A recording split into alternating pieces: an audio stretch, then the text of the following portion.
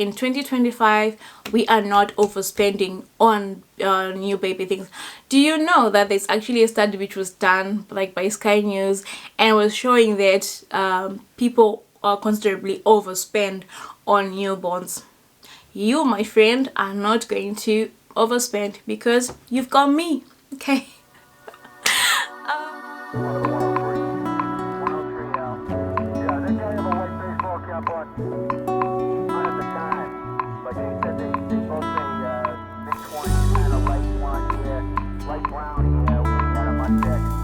Babies are a blessing, and the reality of it is they also come at a cost.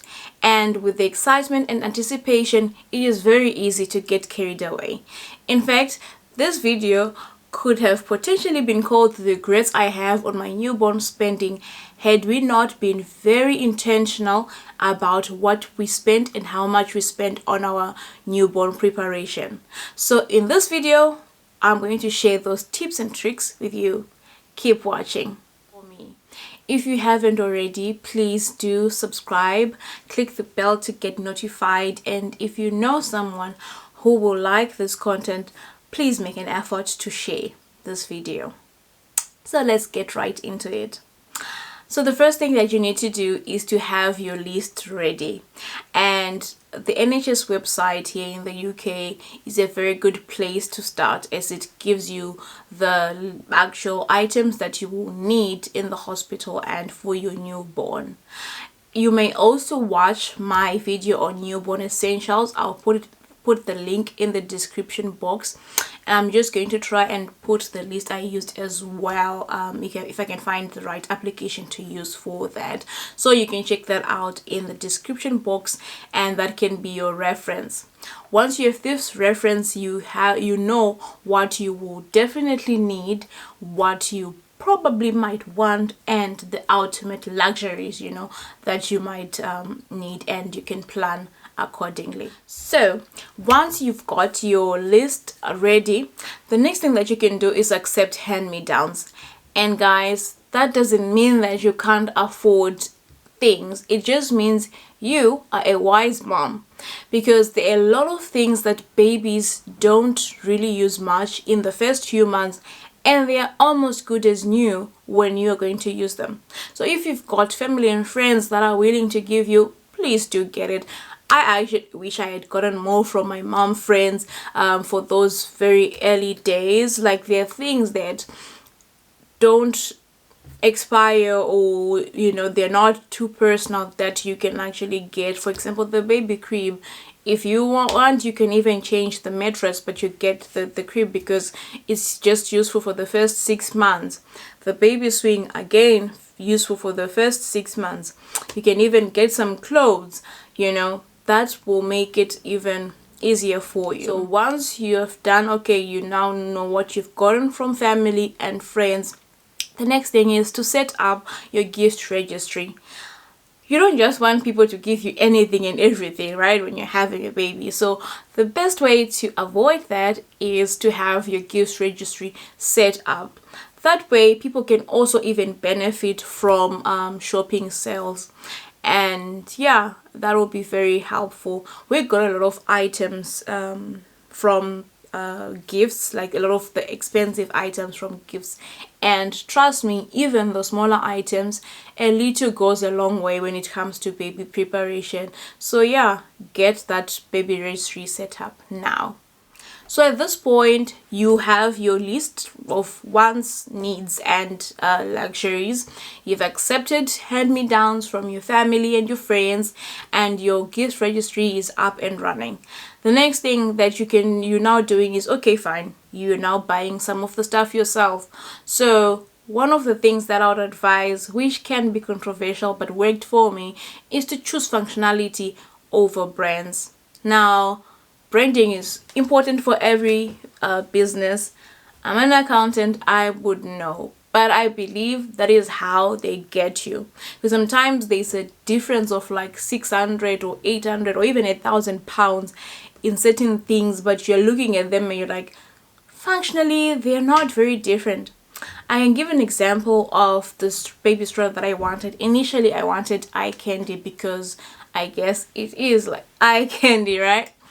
Pun intended. So that's what I wanted. But when we did go for shopping and we saw the strollers, which is one thing I advise as well, to actually do in-store shopping so that you can see the things and see, okay, fine, they're not very different. We ended up going for Maxi Cozy, which was way less. I think maybe about 300-400 pounds less than the eye candy, but it works just fine. It's even really good for our function, so you don't necessarily have to just be like, I want this brand. Why do you want this brand? Is there something that is really beneficial about that brand? By the way, nothing against the brands that I've mentioned. It was just my example. So yeah, please don't come for me. Yeah, so that's just an example of how you might, save yourself 300, 400, 500 pounds from a decision. The next thing is almost similar to brands, but it's basically finding cheaper alternatives to things. So I'll give an example of the changing table that we ended up getting, and the dresser. So there were dressers and changing tables that are going like for 200 pounds and above, and we're like, nope, we're not doing that. So what did we do? We got a chest of drawers from IKEA, a separate changing mat, and then put it on top and set up our dressing area for our baby. That is more than 100 bucks saved from there. So there's certain things that, functionally you can find a way to go about them without necessarily breaking the bank.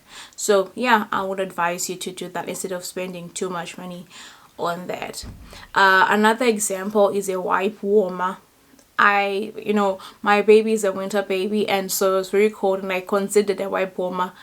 Goes on Amazon and they're expensive. So my mom taught me this hack where you take the wet wipe, you just put it on your arm or somewhere where it's warm. It absorbs your body temperature, and then you wipe your baby. Sometimes I would have like the heater on, just warm it a little bit, and then wipe the baby.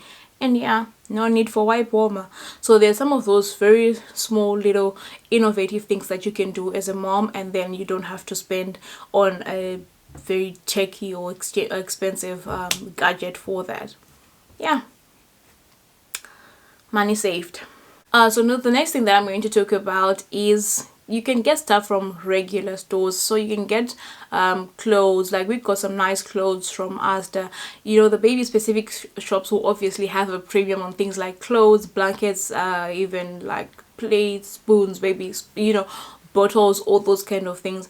You can get those from regular stores instead of like the branded baby stores, and that can save you some money as well. So for example, like baby sponges, the feeding items as well, you can get them from like the regular stores as well.